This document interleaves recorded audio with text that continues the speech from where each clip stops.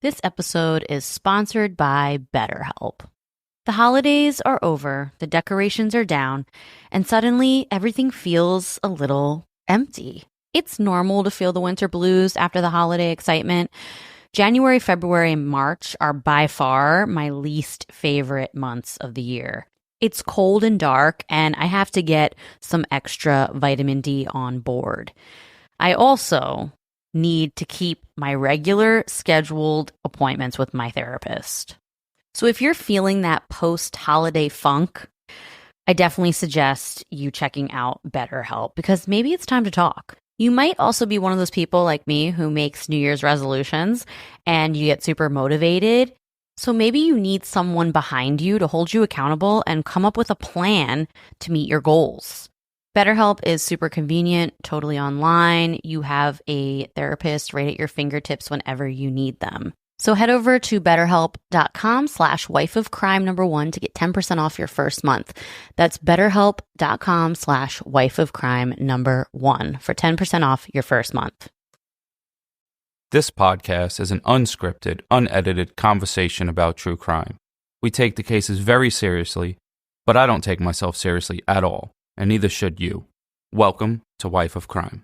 So, Russ, there's a serial killer from the 1960s, and I am sure none of our listeners have ever heard of him. There's really hardly any information about him online.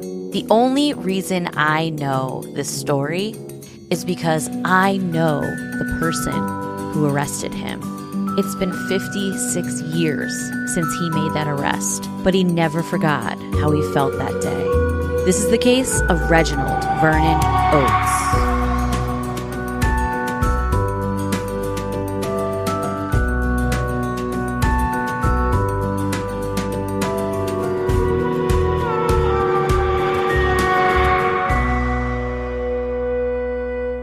Hello, everyone. Welcome back to Wife of Crime, a true crime podcast where I tell my husband Russ true crime stories and he reacts to them.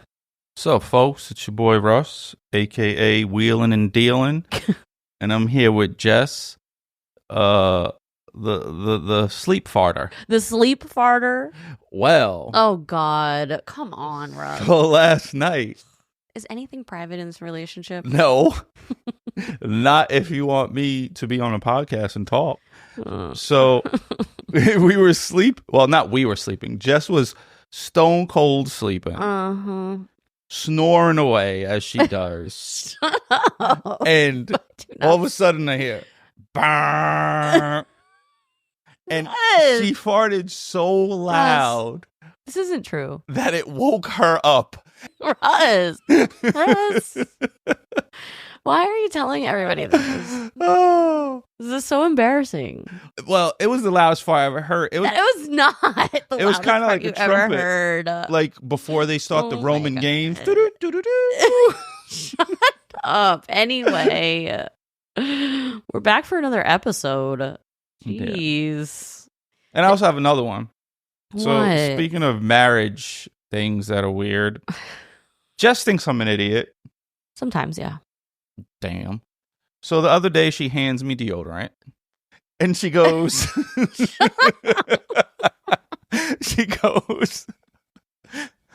oh, here, you might have to turn the thing to get some deodorant out of it. Like, I've never used deodorant before in my entire life. I was really trying to be nice. Well, did you think that I don't smell? Did you ever think, how did you think I used to get deodorant out? Did you think I would suck it out of the fucking top? I was just trying to...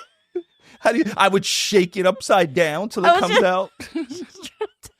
I was just trying to tell you that, like, it's running low.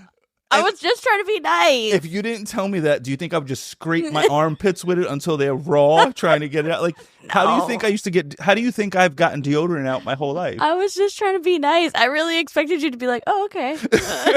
Like, that's how that works? I didn't put that much thought into it. Anyway. Well. So those are all my gripes, folks. Great. Well, thanks for griping. If I sound a little tired, it's because there's a trumpet going off in my room. room. My gosh. First of all, you're such an exaggerator. Did it wake you up? No, I was awake. You were. Bullshit. I was. Why are you lying?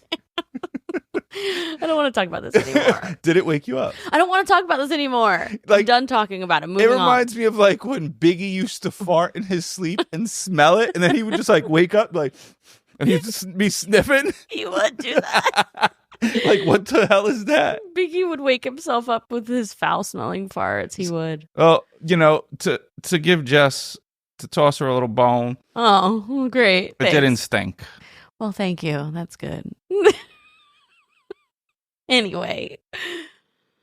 Oh, well, that started off great. Thanks for telling the world all of my private information.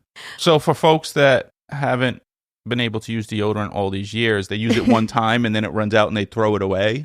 There's a little knob on the bottom, guys. So if you turn that little knob, your deodorant could probably last you like a month.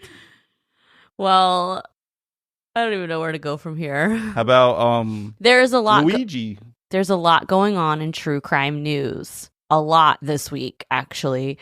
To the point that we're bringing back Start Spreading the News. Because there's so much news that we would need to talk about. It would take up so much time in the beginning of this podcast that somebody would end up commenting on Spotify saying when the story actually starts. Because I noticed that when we take a really long time to start the story, people on Spotify comment when the story starts. Oh, good for them. That's like their way of being like, you can skip all their bullshit if you go to 18 minutes and something seconds. Well, so for I'm not 90% of people that listen to us are here for the bullshit and the story, and there's 10% that just want the story. So yeah. For that 10% of people that don't like laughing, they can just skip to the story.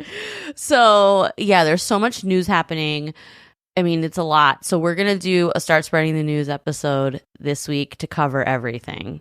I have multiple articles screenshotted. Yeah, the Luigi, and they got the dude with the curly blonde fro from the Daniel train. Penny. Yeah. Daniel Penny was innocent. Yep. In both of these cases that I mentioned, people aren't that mad at the accused. The accused, yeah. Yeah, they're not that mad at them. There are some people who identify with both of them. So it'll be a really interesting conversation on our episode when we get deep into it. There's a lot to talk about. Not that many people are mad that the United guy died. Yeah. United Healthcare, yeah. Motherfucking healthcare kicked me out when I couldn't even sit up on my own out of the hospital. They did, yeah. I couldn't. So it's a terrible insurance thing. kicked you out. It was Aetna. Yeah. And they kicked Russ out of rehab with 2 days' notice, and we needed to get on a commercial flight and fly back to the East Coast from Chicago. And I couldn't even get in a plane. I couldn't get on a seat. He couldn't transfer. For those of you that don't know, I had a spinal cord injury. So just so this doesn't sound weird. Oh, yeah. The spinal cord injury was a year and a half ago. And yeah, he got kicked out and we were shocked. Even the doctors were shocked. They had to do a peer-to-peer review. It was a whole ordeal. The doctors were trying to fight for us to stay, but the insurance company kicked us out. Well, I'm going to stop here. So just, it's messed up when insurance companies dictate your care instead of a health professional. Absolutely. I'm going to leave it there. Let's just move on to we'll talk about it deeper in our Start Spreading the News episode. But this month on the Patreon, we watched, well, actually, this was for November. We still have to do December's. But for November, True Crime and Chill, we watched Jailbreak Love on the Run. And it was a pretty good documentary. And we had a lot of fun making the episode.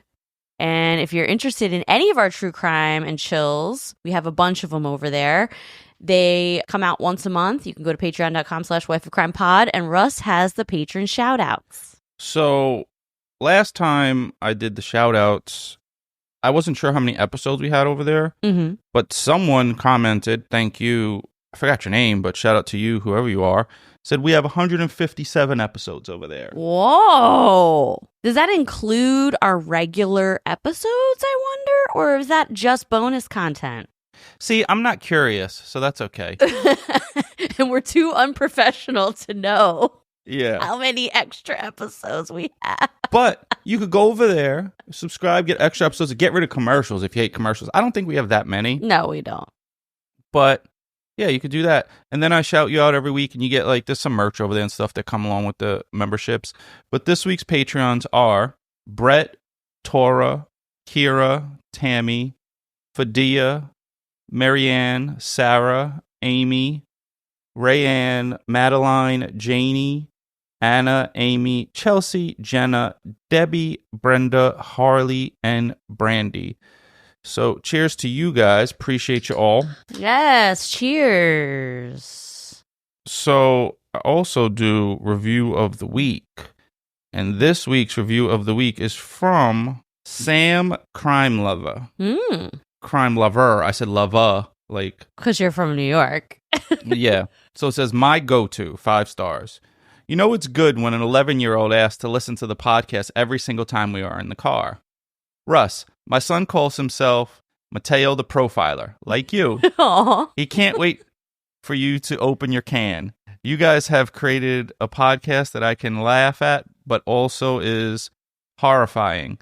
Jess, you do a great job. Love you guys. Aw, thank you. That was a nice review. So shout out to Mateo. You are officially a apprentice in the true crime profiler program. Oh, you're starting a program. Yeah, eventually. Okay. So after you graduate, you can work at the DNA shop. Oh, nice. So we also have a profiling section in the DNA shop. Yeah. Okay. I got a lot of ideas. I need someone to help me open my DNA you got to shop. make these ideas come to fruition.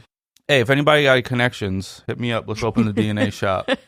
The turnaround time will be much faster, and maybe we could do a spinoff, like a show, because there's a hole in the market since Maury's gone. That's true. Maury is gone. Yeah, maybe I could do like a new talk show, Wheeling and Dealing.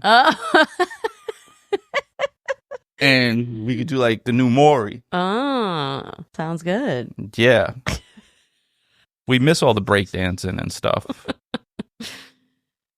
Okay. On November 21st, I lost someone who was near and dear to my heart. His name was Ray, and he was my grandmother's partner, companion, boyfriend, like whatever you call each other when you're in your 80s and you live together and you're not married. My grandma and Ray have been together for the last 8 years, and I loved it for them. They lived together during COVID, which made me so happy because there were so many old people who were all alone at that time. My grandmother is a widow and Ray a widower, and they bonded over it. They went to their spouses' graves together. They laughed together. They truly loved and respected one another. Ray's death was very sudden, just a few weeks ago, and it was traumatic. And although he was 85, none of us expected him to die that day. After anyone dies, you start to reminisce about them and the times that you shared with them. One thing that me and Ray shared was our fascination with true crime. Ray was a Baltimore City cop for 20 years, and then an Amtrak police officer for 27 years. He worked for 47 years? 47 years total as an officer. I didn't know Ray was rolling in the dough with 2 full pensions. There you go. Holy moly. So I would have asked them to take me to Applebee's another time. They loved Applebee's. They did love Applebee's. They loved the steak at Applebee's. They did. Ray loved the Applebee's steak. He did. So 47 years as a cop. This guy had the craziest stories. He loved that I had an interest in crime, and he also thought it was funny and morbid, and he would poke fun at me for it. Every time I hung out with him, he told me stories of his time as a police officer, and he even gave me 3 books about police stories. One of them had a bunch of his friends in it, and he went through and highlighted all of his friends' names with a green highlighter. Every time I would go to their house, I'd talk to him for hours about police work. Sometimes we agreed, and sometimes we didn't, but it was okay. He was the type of guy who could handle a good debate without getting all up in arms. He was blunt and sarcastic. He was a what you see is what you get type of guy. It was funny. And those are my favorite people, clearly. You like funny people, so here I am. love people. You and Ray were similar. You both were funny, and he, just like you, is a what you see is what you get type of guy. He was very blunt, and he says it like it is, and those are my favorite type of people. One day, Ray and I were talking about his time as a cop, and I asked him, okay, so what's the craziest thing you've ever seen as a Baltimore City cop? And he proceeded to tell me a story that was so nuts and disturbing, I couldn't believe it. So I went home that night and I messaged one of our listeners. Her name is Myrtle, and she's a writer and researcher for military murder. And I told her the story that Ray told me. I don't even know how the conversation came up. I know Myrtle. Yep. But she's no relation to the beach. But she sent me an article about the perp. And it turns out Ray was the cop who literally took down a serial killer. His name is Reginald Vernon Oates. Are you ready? Yep. So I have to give a big trigger warning for this episode. It does deal with crimes against children, which we rarely cover. It is horrific. And if you're someone that cannot handle it, then you might need to skip this episode. I'm not somebody who goes into very deep, morbid details. I kind of skim over the nasty things. But just so you guys know, trigger warning. Not a lot is known about Reginald Vernon Oates' past. We do know he was born in 1950, and he was adopted by the Oates family when he was very young. Growing up in Baltimore City in the 1950s, it wasn't easy being Black. Reginald's adopted parents fell victim to a common practice at the time known as blockbusting. So this is really gross. It's when lenders would sell a home to a Black family at a very high rate in an all-white neighborhood. This would spark rapid white flight. So the housing market in the neighborhood would go down, and they would continue to sell to Black families at 80 to 100% higher rates. Wow. This created a prejudice-driven market instability. According to blackpast.org, quote, after intentionally placing an African-American homeowner onto a block, speculators solicited white owners with tales of impending depreciation. Fearful residents often sold their homes to these speculators well below market value. As white residents began to flee in great numbers, other white residents sold their homes at even lower prices, thus further depressing housing prices in a self-fulfilling prophecy. End quote. They made a horror series that we watched. Do you remember? American Horror Story? No, it was called Them. It was on Amazon Prime. And it was set in 1953 when they sold the house to the Black family in an all-white neighborhood in Compton before Compton, became one of these neighborhoods that this happened to. And it was a really tough watch for me. It was a good series, but it was definitely super sad. Do you remember? I hate racist shit. Me too. You know what? Sometimes people think that by belittling other people, they're bringing themselves up. But what they don't realize is everyone is looking at you like a piece of shit. Yeah. Like you only make so whenever someone says something bad about you when you're doing something good or whatever, they're only making themselves look bad, and don't pay those rat bastards no attention. Definitely. That show was a really tough watch. Like, I was so angry the whole time. There are parts of that show that literally had me in tears, and I'm not going to go into detail, but do you remember before they left their house in North Carolina when that random family came when her and her baby were home alone, and the random family came and what they did to her and her baby? I remember a little bit. I don't remember it all, but it was horrible. It was horrendous. So it was a really good show. Very sad. Recommend, but watch with caution. From everything that I've read, this is precisely what happened to the residents of Edmondson Village on the west side of Baltimore, pretty close to where we live now. This is where Reginald lived with his new family. As a result, he was bullied severely by his peers. He was subjected to lots of racism. I will preface, though, by saying this is not an excuse for his behavior. And Dr. Martin Luther King was a victim of severe racism, and look what he did with his life. So just because he was bullied does not in any way say that his crimes are excusable, because we've talked about this many, many times. Some serial killers are born that way and some are made that way, but there are a bunch that are equally nature and nurture, and that's what turns them into evil monsters. And I think that in this case, Reginald Oates was nature and nurture that created the monster he became. You guys already know, because we have been talking about them for a while now. Via Hemp is by far one of our favorite sponsors we've ever had, okay? We use their products all the time. Maybe you're a little like me. You're a little anxious. You have a hard time settling down. You're kind of wound up a lot. If that's you, Via Hemp products are for you. Check out their website. You will find something that speaks to you. Maybe you're like Russ. You have a hard time sleeping because you have bad nerve pain or chronic pain. Then Via Hemp is for you, because their gummies will help you get some quality sleep. Maybe you're looking to have a really good time. Maybe you just really like edibles. You want to laugh. You want to get the munchies. You want to watch a movie and have a really strong belly laugh.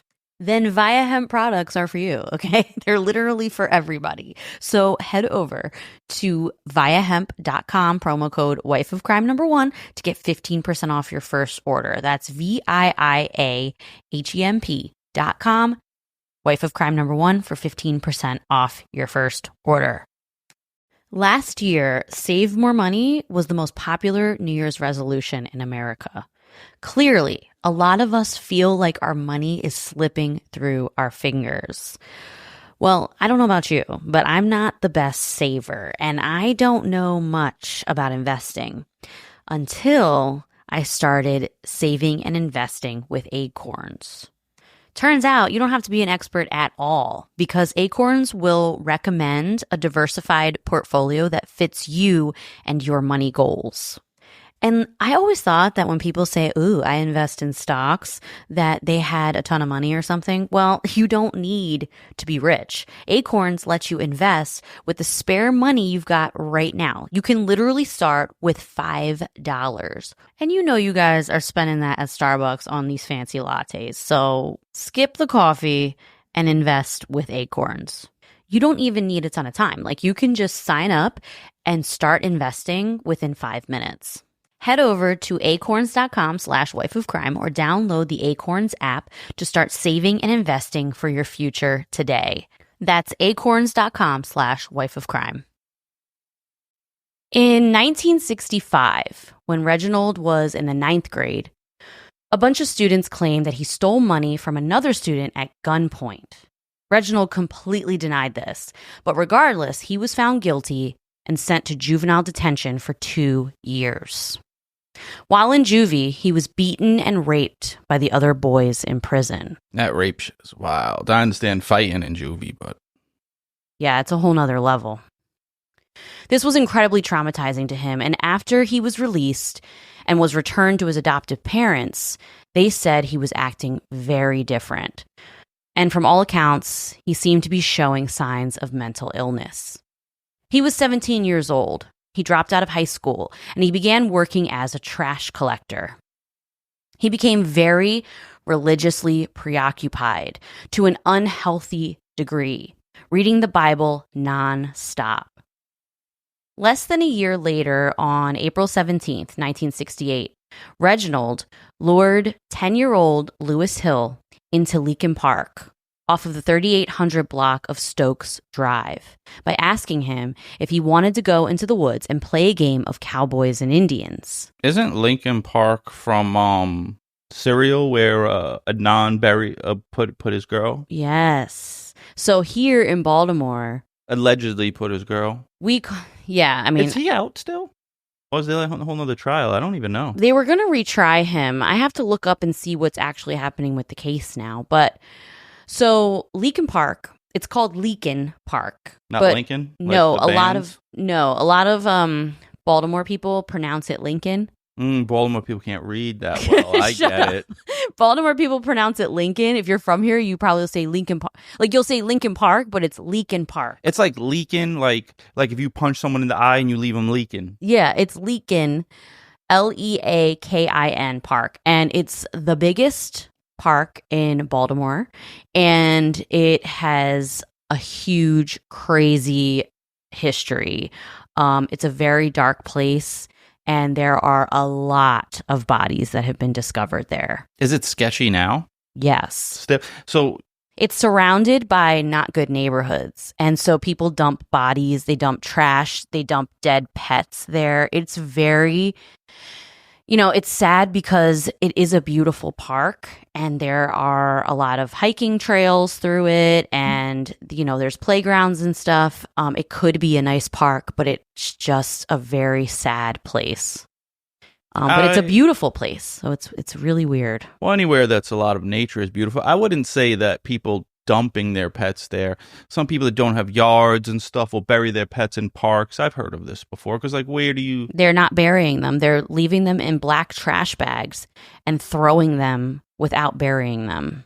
Damn. Yeah, like trash. Well, I guess digging a hole is hard, but at least make an attempt, motherfuckers.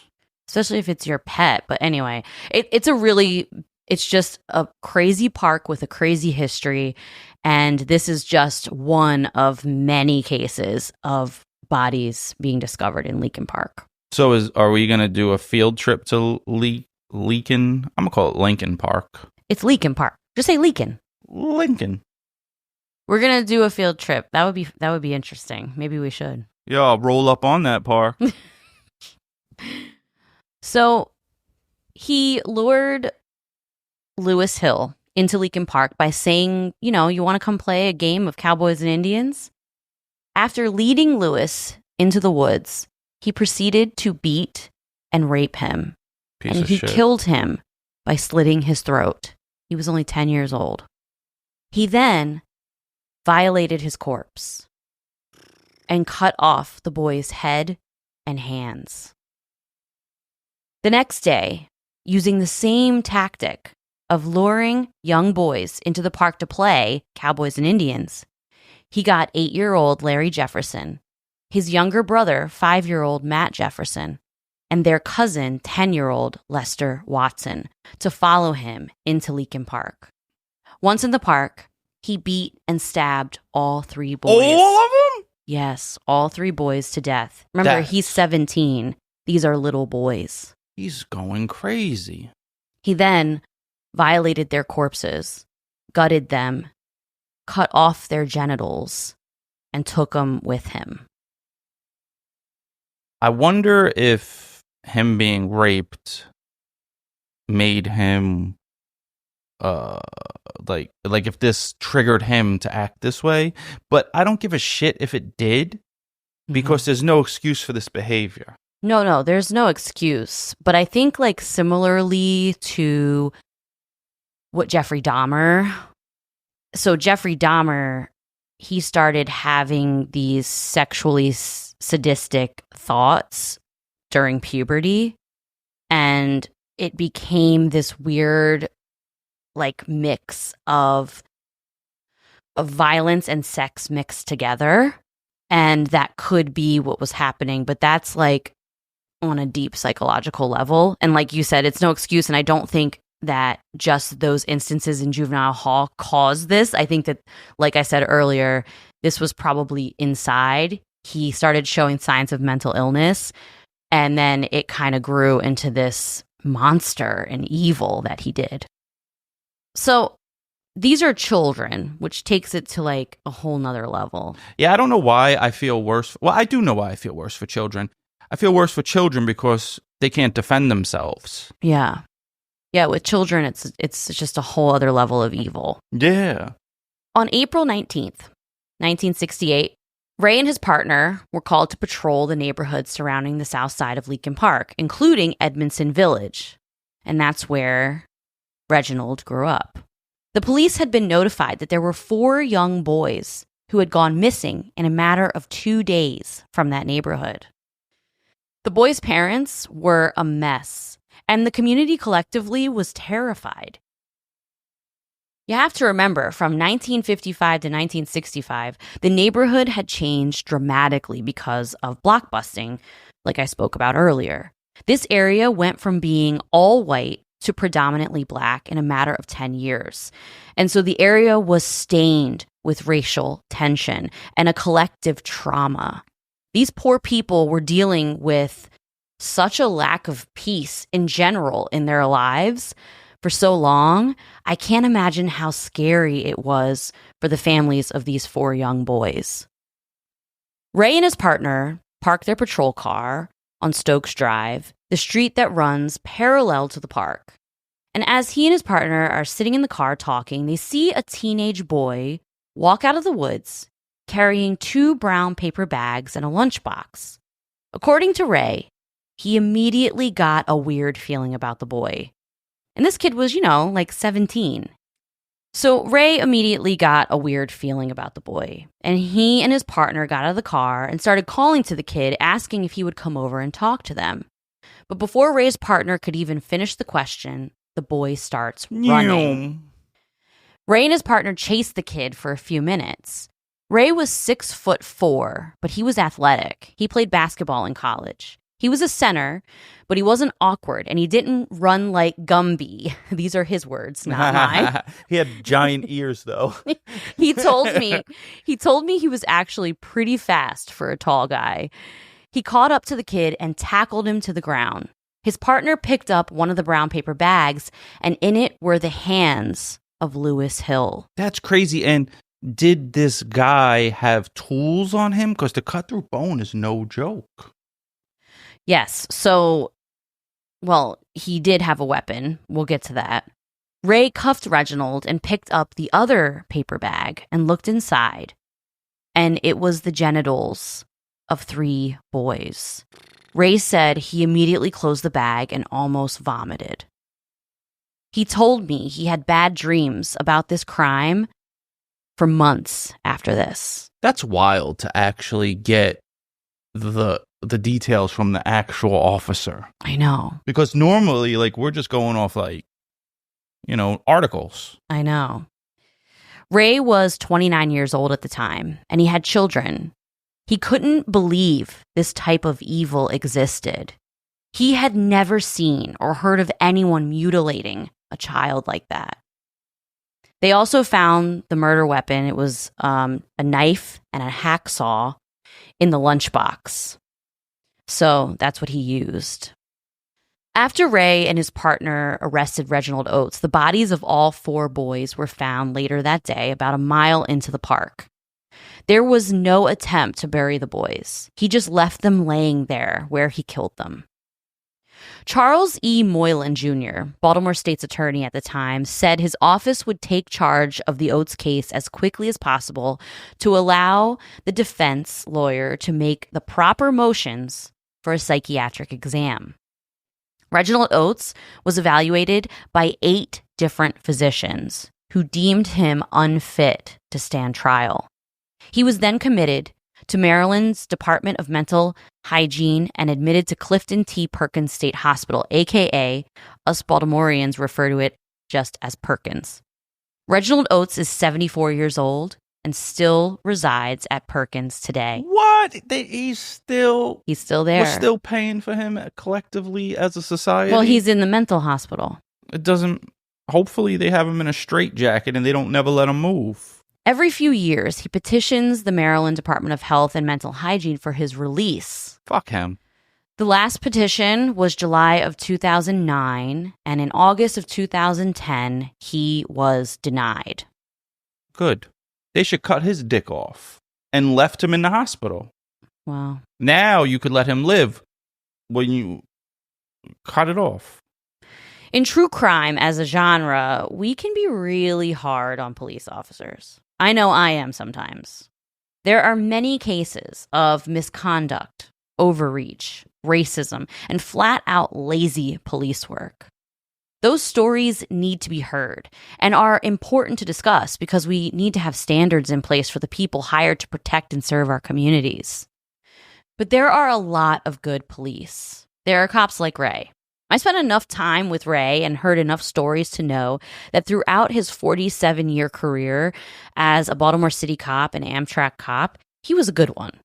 He was fair and firm and protective and blunt and hilarious. He was funny, and he always made fun of Mimi, who was very serious. Yes, my grandmother. He always made fun of my grandmother all the time. You know, Jess used to be very serious until I loosened her up, too. She was young Mimi.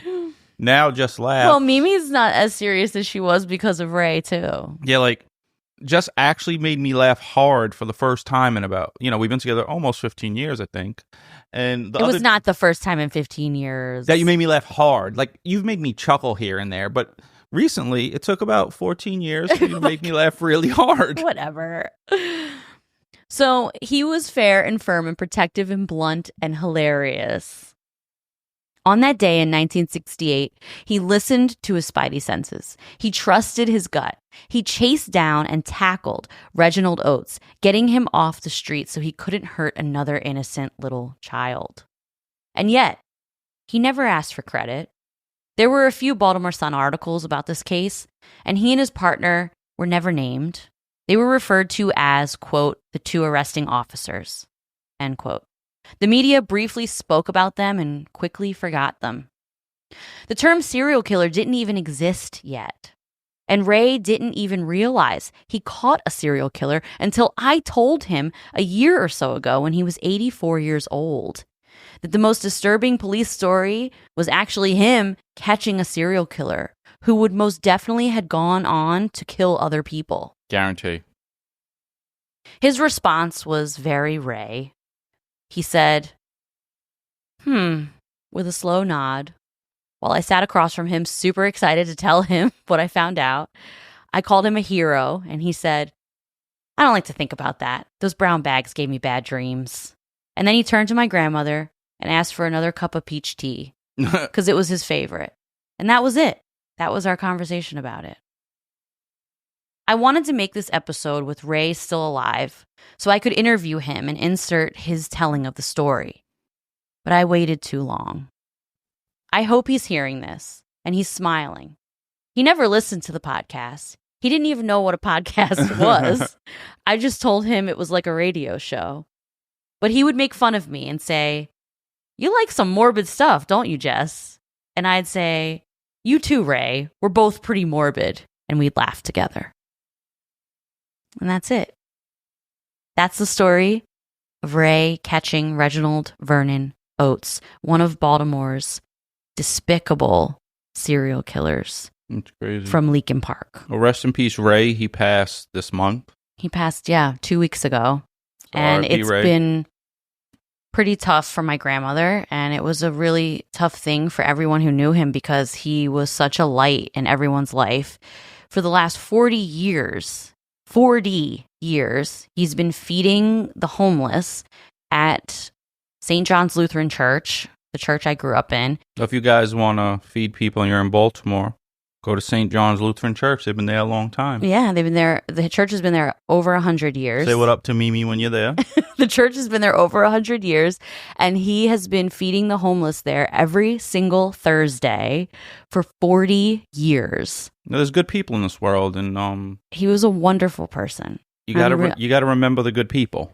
Definitely. I'm really gonna miss him. And not focus on, I feel like sometimes we focus too much on the negative, but you gotta remember the good people. Definitely. But I liked Ray, and I don't like a lot of people. He was funny.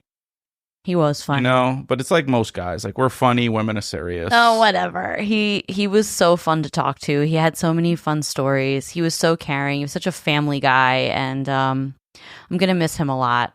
And, not all heroes wear capes, but in this instance, a hero wore a badge. And I think it's important sometimes that in true crime especially, we give kudos to police officers out there who are dealing with serial killers and criminals and making these insane arrests of people who are out here murdering other people. And I think it's important to give kudos to them. I think so too.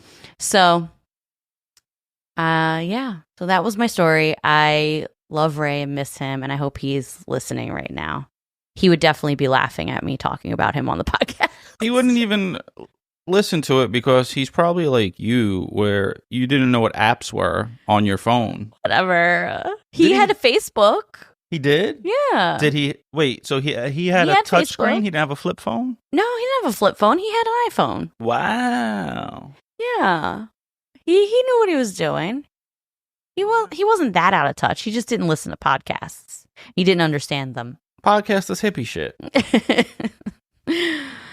All right, everybody. Well, check us out on Instagram at Wife of Crime Pod. And go to wifeofcrime.com for the merch to get your children and grandparents' Wife of Crime gifts. Oh, yeah. Christmas is coming up. Oh, yeah. And it's going to be soon. We're going to be doing a 2024 wrap up, and you need to pick the review of the year. Oh, review of the year. Review of the year. And then they're going to get a prize. Yeah, that's a lot of pressure, but I shouldn't have done it the first time, but now I have to do it every time. You have to do it every year now. I set up a lot of random expectations for myself, and then you're like, oh, all right, I only have to do it once a year. But then years come around fast as you're getting older. Well, we're back to that time. The 2024 wrap-up and review of the year is coming, so start looking through them. We might not have another episode before Christmas, so if anyone wants to send me a Christmas present. We are going to start spreading the news before Christmas. We could talk about all the current events. I guess there's a lot of shit happening, folks. There is. All right, everybody, have a wonderful week. Peace. Bye.